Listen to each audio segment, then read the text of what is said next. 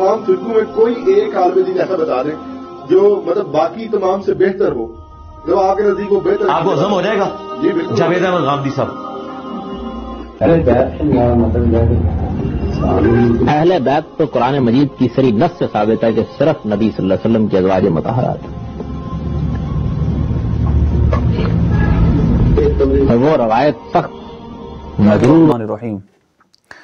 جاوید احمد غامدی کی آپ نے گفتگو سنی اور مرزا محمد علی کی گفتگو بھی سنی کہ جو اس کو سب سے بڑا عالم مانتا ہے، لیکن اس شخص کی آپ اہل بیت سے دشمنی کا اندازہ لگائیں.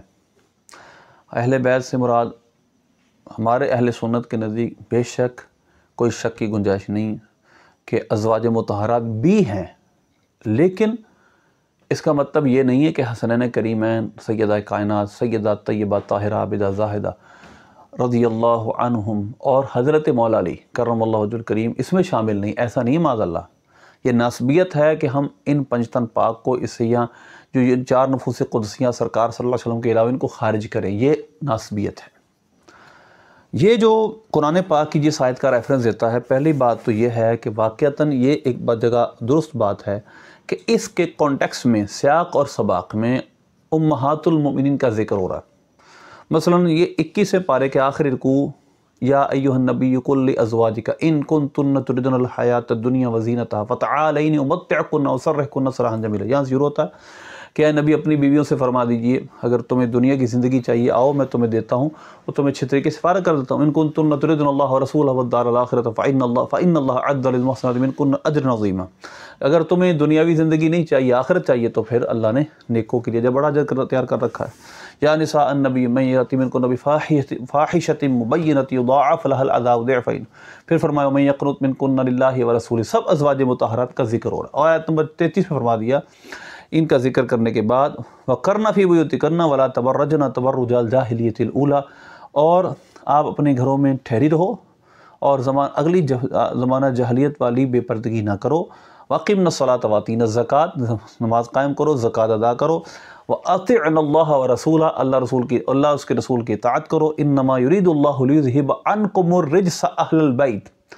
کہ اللہ کا یہی ارادہ ہے کہ اے میرے نبی کے گھر والوں تم سے پلیدی کو دور کر دے اور تمہیں پاک کرتے جس طرح پاک کرنے کا حق ہے.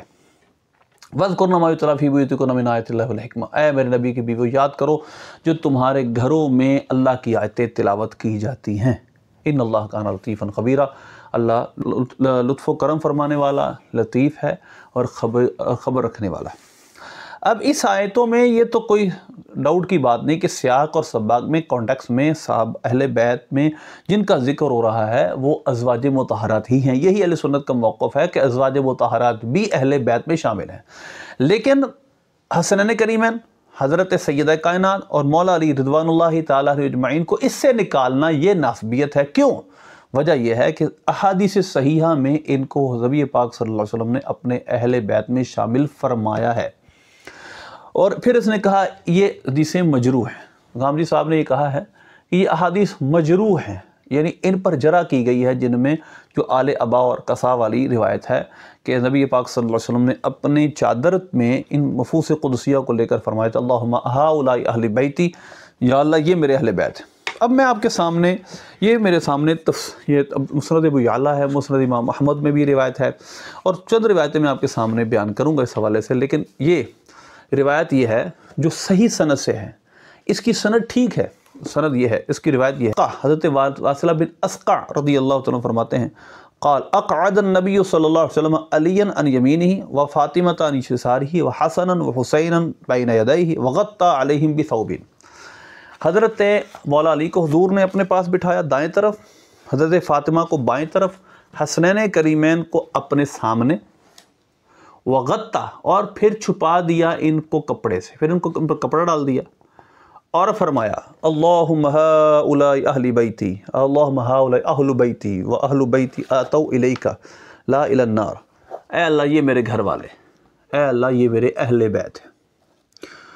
نبی پاک صلی اللہ علیہ وسلم نے صراحتاً اس حدیث میں اپنے اہل بیت میں ان نفوس قدسیہ کو شامل کیا ہے. یہ روایت میں نے آپ کے جیسے پہلے کری، یہ مسند ابی یعلا میرے سامنے، اور اس کی اور بھی اس کی کئی جگہ یہ روایت موجود ہے. اب یہ روایت صحیح ہے، اس کی سند بھی صحیح، امام حاکم نے اس کو صحیح کہا، امام بہقی نے اس کو روایت کیا، امام طبرانی نے، اور امام محمد بن حنبل رحمۃ اللہ علیہ نے۔ اب یہ روایت ایک سند سے نہیں ہے، کئی اسناد سے ہیں۔ ہاں یہ ضرور ہے کہ اس کی بعض سندیں ضعیف ہیں، لیکن ہر سند ضعیف نہیں، لیکن اس کے باوجود بھی اگر تمام سندیں بھی ضعیف ہوتی ہیں، لیکن جس کثرت سے یہ روایت موجود ہے، یہ اس بات کی دلیل ہے کہ اس روایت کی صحت ہے، یہ روایت اتھینٹک ہے، کیونکہ ضعیف بھی جب کثرت سے آ جائیں تو اس وجہ سے وہ ٹھیک ہو جاتی ہیں۔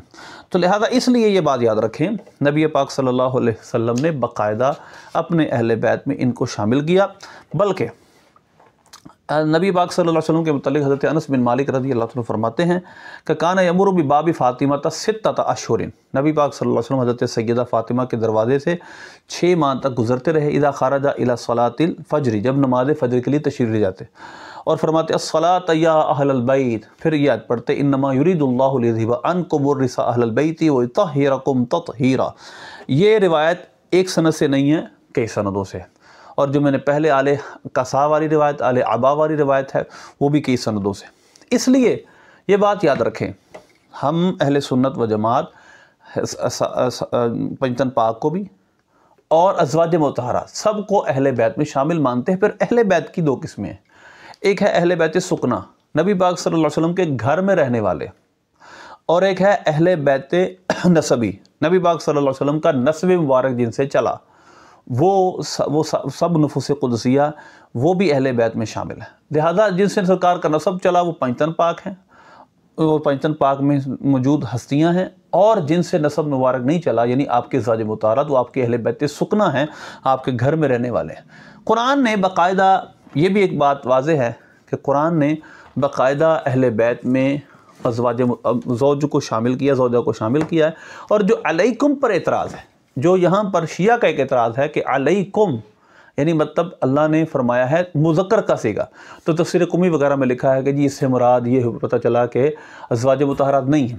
تو یہ بات یاد رکھیں، ازواج مطہرات یہاں تغلیباً اللہ نے مذکر کا صیغہ استعمال کیا، کیونکہ نبی پاک صلی اللہ علیہ وسلم بھی ان میں موجود ہے، حسنین کریمین مولا علی بھی موجود ہے، تو مذکر کی تغلیب کرتے ہوئے کا صیغہ، مذکر کا صیغہ مؤنث کے لیے بھی استعمال کیا، جس کی قرآن پاک میں مثالیں موجود ہیں۔ مثلا حضرت سارہ رضی اللہ تعالیٰ عنہ کے پاس جب فرشتے آئے، حضرت ابراہیم علیہ السلام اس وقت گھر میں موجود تھے، اور حضرت سارہ تھی، بچہ تو تھا نہیں ان کا کوئی، تو اب وہ جب گھر والے وہ جب وہاں پہنچے تو انہوں نے کیا کہا تھا، اب دیکھیں سورہ ہود کی آیت نمبر 73 ہے، قالوا اتعجبین من امر اللہ رحمۃ اللہ وبرکاتہ علیکم اہل البیت، انہوں نے کہا تھا کہ کیا تم اللہ کے امر پر تعجب، بڑھاپے میں اللہ تمہیں بیٹا دے گا، بچہ دے گا، اس پر تعجب کر رہی ہو، تم پر رحمت ہو اور برکت ہو اے گھر والو، اہل علیکم، یہاں بھی کم ہے، یہاں بھی کم ہے، تو لہذا جو وہاں پر اعتراض ہے وہ یہاں پر اعتراض آئے گا۔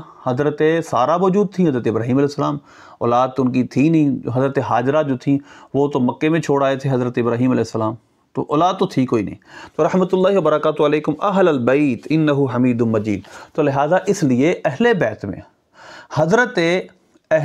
میں حضرت سارہ کو نبی اللہ نے خود شامل فرمایا ہے، وہاں بھی علیکم کا صیغہ، تو اس کو کہتے ہیں غلبہ دینا۔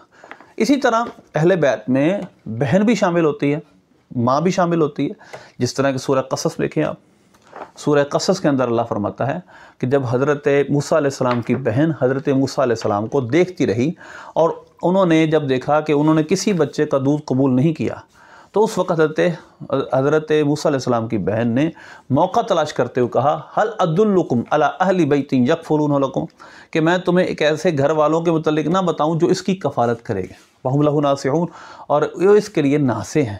اب یہ سورہ قصص کے پہلے رکوع کی آیت ہے، اور اس میں صراحتاً اہل بیت میں جو شامل ہیں حضرت موسیٰ علیہ السلام کی بہن تھی اس وقت، اور آپ علیہ السلام کے بھائی تھے ہارون علیہ السلام، اور آپ کی والدہ تھی اس وقت۔ هل ادلکم علی اہل بیت آیت نمبر 12 ہے یہ سورہ قصص کی۔ تو لہذا اس وجہ سے اہل بیت میں قرآن کی روح سے دیکھا جائے تو یہ اہل بیت سکنا ہے، سب شامل ہیں، لیکن غامدی صاحب کا یہ کہنا کہ جی اہل بیت میں قرآن کے اندر جو بیان کیے ہیں صرف ازواج مطہرہ شامل ہیں اور اولاد پاک شامل نہیں ہیں، ایسا نہیں ہے، بلکہ پنجتن پاک میں حسنین کریمین بھی اہل بیت میں پنجتن پاک میں بھی شامل ہیں، اہل بیت میں بھی شامل ہیں، آل قصا سارے، آل عبا و آل قصا حسنین کریمین، حضرت سیدہ کائنات حضرت مولا علی، یہ سرکار صلی اللہ علیہ وسلم کے اہل بیت نسبی ہیں، سرکار کا نسب مبارک خاندان ان سے چلا ہے، اور اہل بیت سکنہ سرکار کی ازواج مطہرات ہیں۔ تو یہ بیچ کا راہ ہے، یہ اعتدال ہے جو اہل سنت کا موقف ہے۔ اللہ ہمیں ناسبی اور رافضیوں سب سے محفوظ رکھے، آمین۔